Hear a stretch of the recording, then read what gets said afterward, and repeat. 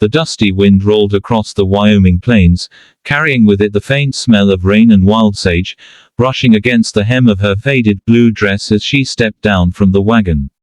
Her name was Clara Bennett, and she'd never felt smaller in her life. The station was near empty, just a few travelers passing by, a couple of ranch hands waiting for supply crates, and one man leaning against the wooden rail, tall, broad-shouldered, his hat low enough to hide his eyes. Clara had spent her whole life being told she wasn't the pretty one. Her older sister, with her golden curls and dainty manners, had married a banker from Denver, while Clara had stayed behind to tend their sick mother and the chickens that never laid enough eggs. When the letter came, a marriage arrangement with a rancher named Luke Harland, she'd almost burned it. But her mother's trembling hand had caught hers, whispering, "You deserve a chance at a life too, Clara." So she'd packed her small bag, tied her hair with the only ribbon she owned, and came west. Now, standing in the dry heat, with the wind tugging at her hat and the sky wide enough to swallow her, she wished she hadn't. Luke Harland didn't smile when he saw her. He just tipped his hat and said, "You Clara Bennett?" She nodded, clutching her bag tighter.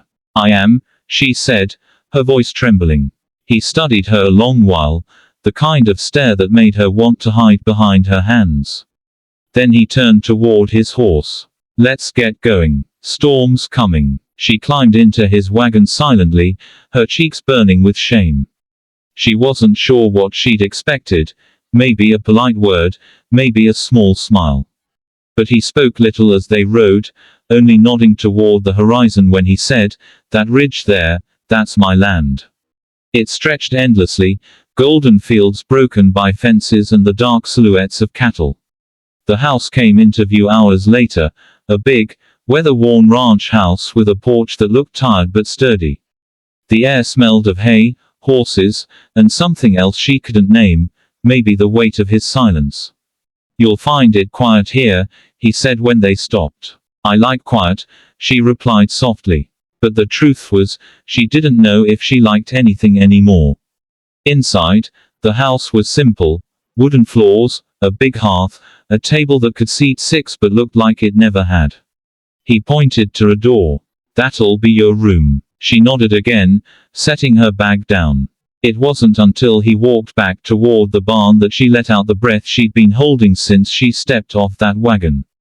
That night, she stared out her small window, the sky burning with stars so thick they looked like spilled sugar. She thought of her mother, her sister, of the words that had followed her all her life: plain, sensible, ordinary. Maybe that's why he'd chosen her, she thought bitterly, because plain girls didn't ask for much. Days passed in quiet rhythm. She helped in the kitchen, learned to milk the cows, and mended his shirts when they tore. He thanked her once, and it startled her so much she almost dropped her needle. "You're handy," he said simply. She tried to smile, but it felt forced. Sometimes she caught him watching her when he thought she wasn't looking, not in a cruel way, not judging, just observing. But the silence between them stretched like the horizon itself. One morning, while she was hanging clothes to dry, the wind ripped one of his shirts from the line and carried it toward the corral. She chased after it, breathless, laughing without meaning to as the fabric tangled in the fence. When she turned, she saw him watching her again, leaning on the post with his arms crossed. "Haven't heard you laugh before," he said. She blushed. "Didn't have much reason to." He nodded once, stepping closer. "You should." That night, she couldn't sleep. His words echoed in her chest, simple, honest, but heavy with something she couldn't name. As the days turned into weeks, she began to see the man behind the silence. He wasn't unkind, just cautious. He worked hard, rose before dawn, and came home dusty and tired, but he always made sure the horses were fed before himself. Once, she saw him kneel beside an injured calf for hours until it could stand again. There was gentleness in his roughness, and that made her heart ache. But still, she couldn't bring herself to believe he could ever see her the way she secretly saw him, strong, steadfast, and heartbreakingly alone. One evening, as she brought supper to the table, she caught her reflection in the window, hair tangled, cheeks freckled, hands roughened by work. "I'm not pretty," she whispered to herself, and the sound of it broke something inside her. She didn't know he'd heard. Luke's voice came from the doorway, low and steady. "That's fine," he said, and she turned, startled. "I need honest, not fancy." For a long moment, neither spoke. The fire cracked between them, the smell of stew filling the silence. His gaze softened, just a flicker, but enough to make her heartbeat stumble. "Fancy don't last out here," he went on quietly. "But honest does." She didn't know what to say, so she looked down, tears blurring her vision. He stepped forward, took the bowl from her trembling hands, and set it down gently. "You're doing just fine, Clara," he said. "Don't let anyone, not even yourself, tell you otherwise." Then he walked out to the porch, leaving her standing there with her heart shaking like a leaf. That night, she stood outside the house, watching lightning flash over the hills. She thought of his words, "Need honest, not fancy," and for the first time, she felt something like peace. Maybe he didn't love her yet. Maybe he never would. But he saw her. Truly saw her. And that was more than anyone ever had. The storm broke over the ranch, rain falling hard and fast, washing the dust off the earth. She tilted her face toward the sky and let it soak her completely, not caring that her hair clung to her cheeks or that her dress was ruined. She felt alive. When she turned toward the porch, he was there, watching her again, a shadow against the lantern light. Their eyes met, and for once, she didn't look away. Something passed between them then, unspoken, raw, and real. She didn't need pretty. She just needed to be seen. And maybe, just maybe, he needed that too. The morning after the storm dawned clear and golden, the rain having washed the land clean until every blade of grass glimmered with dew. Clara woke to the smell of coffee and wood smoke, her hair still damp from the night before, her heart strangely light. When she stepped into the kitchen, Luke was already there, sleeves rolled, pouring 2 cups. He looked up briefly and said, "You shouldn't be out in the rain like that. You'll catch your death." But his tone wasn't sharp. It was soft, laced with something almost tender. She smiled faintly, sitting across from him. "Didn't seem right hiding from it," she said. "Been hiding long enough." For the first time since she'd come, his lips curved, not a full smile, but something close. "Reckon I know a thing or two about that," he said quietly. The silence that followed wasn't awkward anymore. It was comfortable, almost companionable, the kind that didn't need to be filled. From that day, something began to shift between them, slowly, quietly, like dawn breaking over the hills.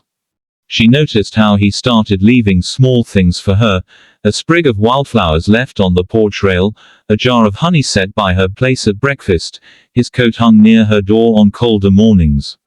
He never mentioned them, and she never asked, but those little gestures began to fill the spaces where words hadn't yet reached.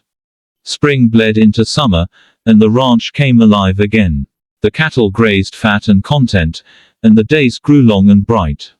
Clara took to singing while she worked, soft songs her mother used to hum when the world felt too heavy. One afternoon, as she sang hanging laundry, she caught Luke watching her from the barn doorway.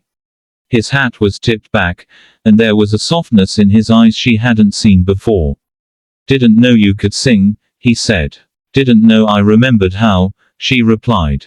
He smiled, a real one this time, warm and unguarded. "Keep doing it," he said. "House feels less empty when you do." But even as warmth settled between them, ghosts from their pasts lingered like shadows. One evening, a letter arrived, sealed in red wax, addressed to Luke in a hand Clara didn't recognize. She left it on the table for him, but when he came in and saw it, his face hardened. He read it once, folded it, and tucked it into his pocket without a word. That night, he didn't come to supper. She found him in the barn, sitting on a bale of hay, staring into nothing. "You okay?" she asked softly. He didn't answer for a long time. Finally, he said, "That letter was from my brother. I haven't heard from him in years. He's coming back." She hesitated. "Is that bad?" His jaw tightened. "He left me to clean up our father's debts. Sold his share of the ranch, took the money, and ran off to California chasing gold. I built all this from what was left. He's coming back because he heard it's doing well." There was bitterness in his voice, deep, raw, old as the land itself. She stepped closer, her hand brushing his arm. "You're not that man anymore, Luke," she said gently. "You're better than whatever he remembers."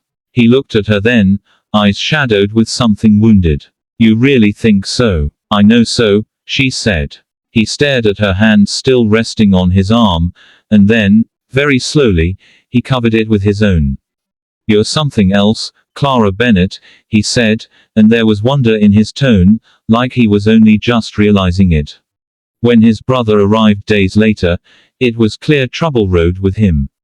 His name was Mason Harland, smooth-talking, sharp-dressed, with a grin that didn't reach his eyes.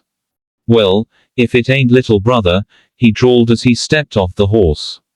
"Heard you finally made something of this dust pit." Luke didn't smile. "Wasn't easy," he said. "But I managed." Mason's gaze slid toward Clara, standing on the porch. "And who's this fine lady? Surely not another ranch hand." "My wife," Luke said, the words steady, though technically unspoken vows had never been made. Clara froze, her heart leaping into her throat. Mason chuckled. Well, honest Luke finally settled down. "Didn't think you had it in you." There was mockery in his tone, and Clara's stomach twisted. But Luke's arm came around her shoulders, firm and protective. "You're on my land now," he said coldly. "So you'll keep a civil tongue, or you'll ride out before sunset." The tension between them crackled like lightning. Mason smirked but said nothing more. "So, if you felt something stir in your heart while listening to their story, if you believe that love doesn't need to be perfect to be real, then take a moment right now to subscribe to our channel. Because somewhere out there, another story just like this one is waiting to remind you that you, too, are enough, not fancy, not flawless, but real. And that's what makes you beautiful.